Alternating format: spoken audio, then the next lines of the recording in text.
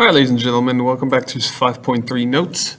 The last video kind of messed up, so I'm going to do this again. Just a quick reminder that we can always check our work by graphing the function and checking the x-intercepts.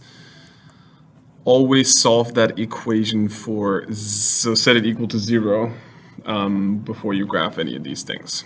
All right, so let's go ahead and isolate cosine squared x here. That's the only trig function we have. So we're going to isolate this part. So add 3, divide by 6. Add 3. Gives you 6 cosine squared x equals 3. And then divide by 6. That should give you cosine squared x equals 1/2. At this point, we can go ahead and take the arc cosine on both. We can take the square root on both sides. If we take the square root on both sides here, always get two solutions. That should be plus minus square root of 1 is 1, root 2 is root 2. Let's go ahead and rationalize this. So expand with root 2 over 2 here. That should give you plus or minus root 2 over 2. So I know that cosine x is equal to root 2 over 2, and cosine x is equal to negative root 2 over 2. So at this point we can go ahead and take the arc cosine. Why am I writing this twice? Just to make sure that we have two different values, that this plus minus doesn't go unnoticed. Okay. And the arc cosine of root 2 over 2, I'm going to make this a little bigger here, x equals, I'm going to write all my solutions right here. The arc cosine of root 2 over 2 is pi over 4. Remember that our cosine's range, our cosine has a domain from -1 to 1, and its range is from 0 to pi. If pi over 4 is a solution, since cosine is an even function, negative pi over 4 is also a solution. Those are the two solutions we get from the arc cosine of root 2 over 2. One of them is the actual solution, and the other one is just the trick that we can use. You get a positive, so for arc cosine, remember that you get a positive angle and a negative angle. Okay? Then we have the arc cosine of negative root 2 over 2. That should be 3 pi over 4. And because we have arc cosine again, this should be negative 3 pi over 4. Okay? All of these and their coterminal angles are a solution to this equation, where n is an integer. So these are all,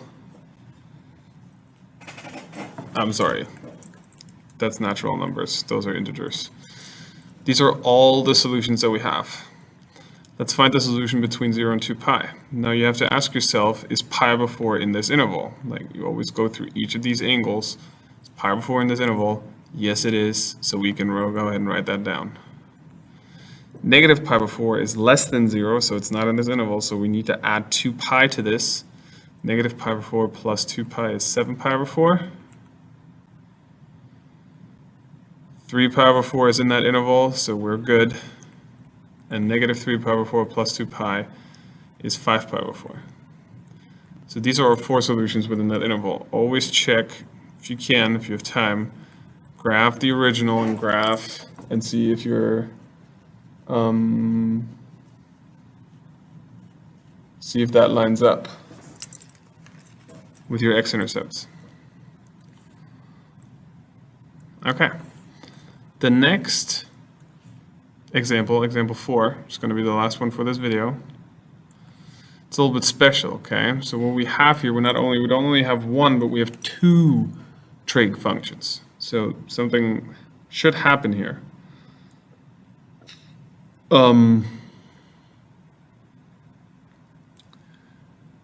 First things first, let's talk about secant.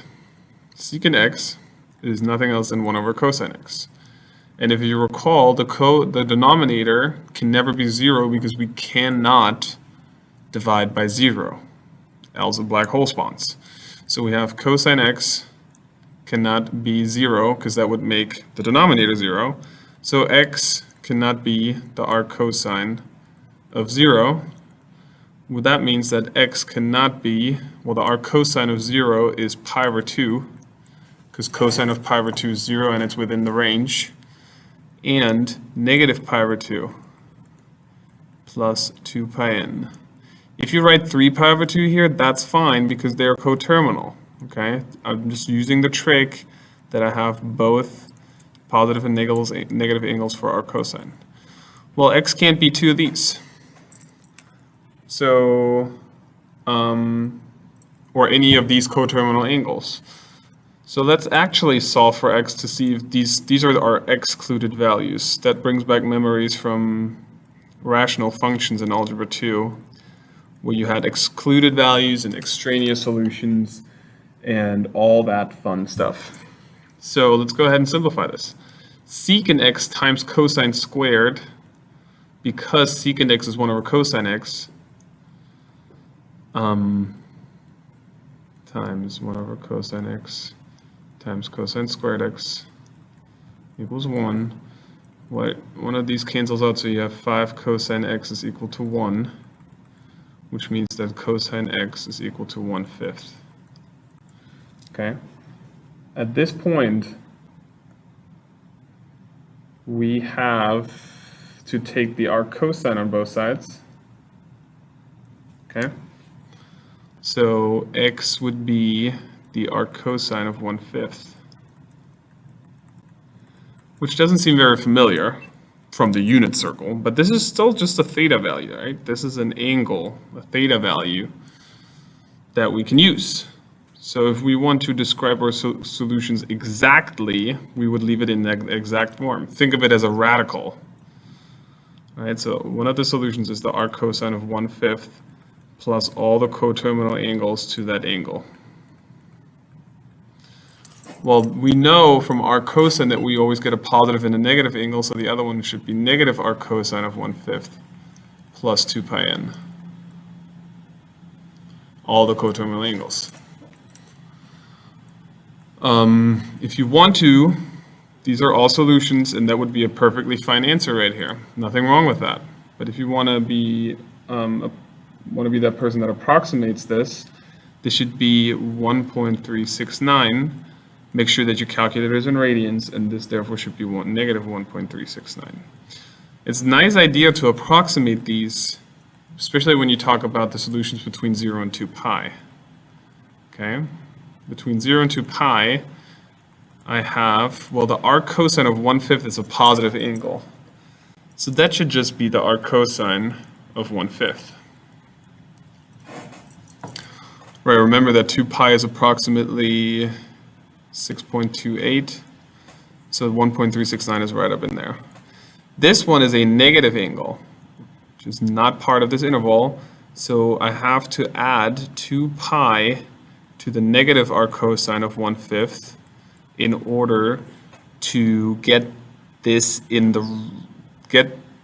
angle into this interval using coterminal angles. Right? If you really want to approximate these, this should still be, again, 1.369, and this should approximate to 4.914. Okay? Blue is inexact, green is approximated. We will let you know what we want from you. Thanks so much for watching, and I hope you enjoy the rest of the notes in class. Bye-bye.